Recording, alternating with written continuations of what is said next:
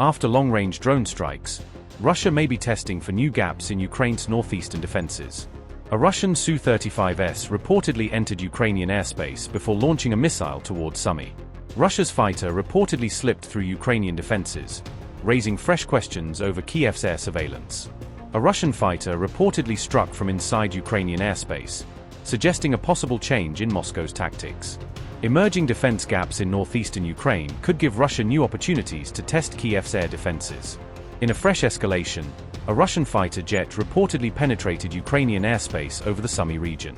The Su-35S reportedly launched a Kh-59-69 guided missile towards Sumy before returning to Russian airspace. Russian fourth-generation fighters have generally avoided entering Ukrainian airspace and instead relied on long-range missiles. If confirmed, the incident would mark a shift in Russian air operations amid claims that Ukraine's air defenses have weakened. The Su-35S mission may also have tested Ukrainian radar coverage and the speed of its air defense response.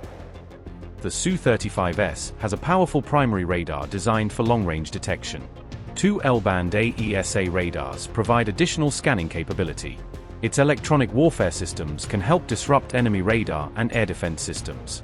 Its single-pilot design allows the aircraft to operate with a smaller crew requirement during high-risk missions. The Su-35S is available in larger numbers than Russia's newest Su-57, making it more deployable. The fighter is also designed to improve survivability while operating in heavily defended airspace.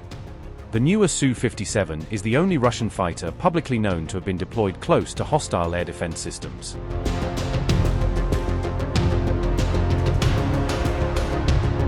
Ukraine's air defense network faces a major challenge across its vast northeastern border. Sumy's proximity to Russia makes the region a key testing ground for the ongoing air war. With Ukraine's S-300 air defense arsenal under pressure, Patriot systems have become a key part of its defensive network. However, Ukraine is also facing growing pressure on its supply of Patriot interceptors. PAC-2 and PAC-3 interceptors are expensive systems and difficult to replace quickly. The US recently refused to grant Ukraine a license to produce Patriot missiles domestically.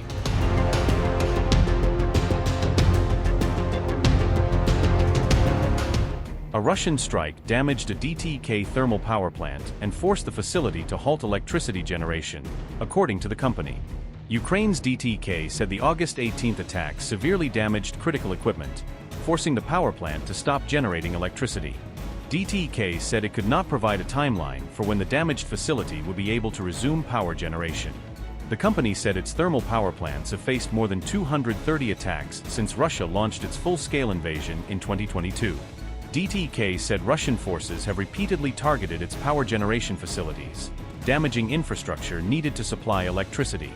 DTK is Ukraine's largest private energy company and remains one of the country's major electricity producers. Separately, a drone explosion killed one person at a bus stop used by staff working at a nuclear power plant.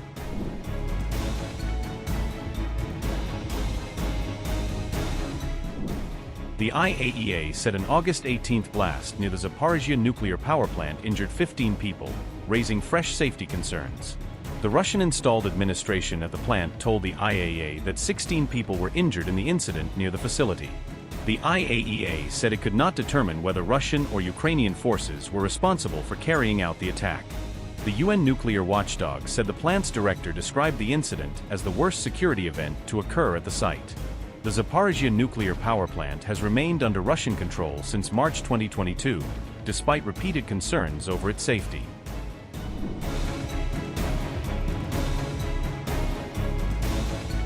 Tensions are mounting with Russia, with NATO reportedly rushing to prepare a new defense plan for a possible confrontation. German newspaper Bild claimed NATO has drafted a war plan focused on striking deep inside Russian territory during a conflict. The reported plan includes Kaliningrad, drone zones, Russian airfields, defense plants and key bridges as potential targets. NATO has allegedly labeled the strategy a land warfighting concept, outlining how Allied forces could respond to Russian attacks. The reported strategy also envisages countering Russian fighter jets, missiles and drones through coordinated Allied operations.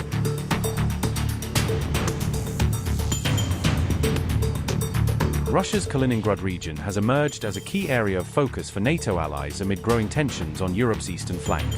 Bild claimed Kaliningrad could become a key target during the first phase of a potential conflict between Russia and the alliance. The plan also reportedly includes establishing an autonomous drone zone along Russia's borders with Belarus to monitor and counter threats. Drones and autonomous systems could reportedly take the lead inside this border zone, creating a new layer of surveillance and defense.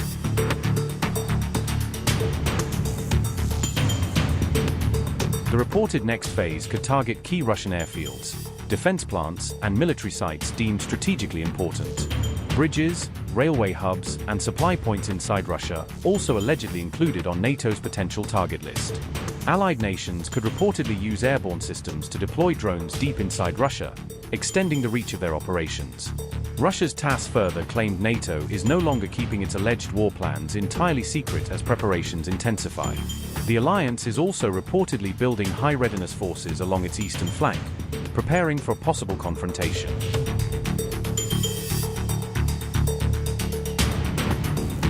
Poland is also emerging as a key hub, with multinational forces training together for the possibility of a wider conflict. Amid tensions teetering on the edge with Russia, Poland is rapidly ramping up its defenses and preparing for a wider threat. Poland is planning precision strike capabilities that could potentially reach targets beyond 1,000 kilometers, expanding its strategic reach. Strike drones, cruise missiles, and ballistic missiles for deep strikes are among the weapons Warsaw is reportedly eyeing for its arsenal. Currently, Poland's land-based systems can strike targets at ranges of only around 300 kilometers, limiting their reach. The revelations were made by a top Polish defense official in an interview with Defense 24, outlining Warsaw's future plans.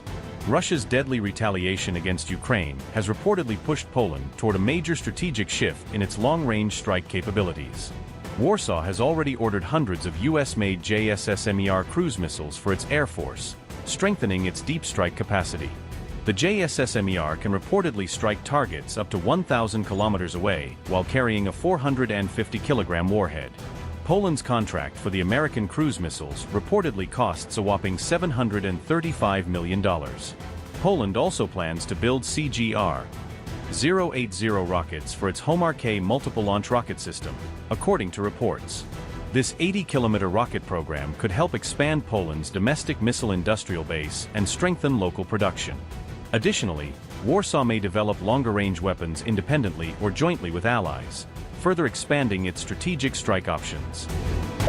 Upgrade your news experience with the all-new HT app. Download now.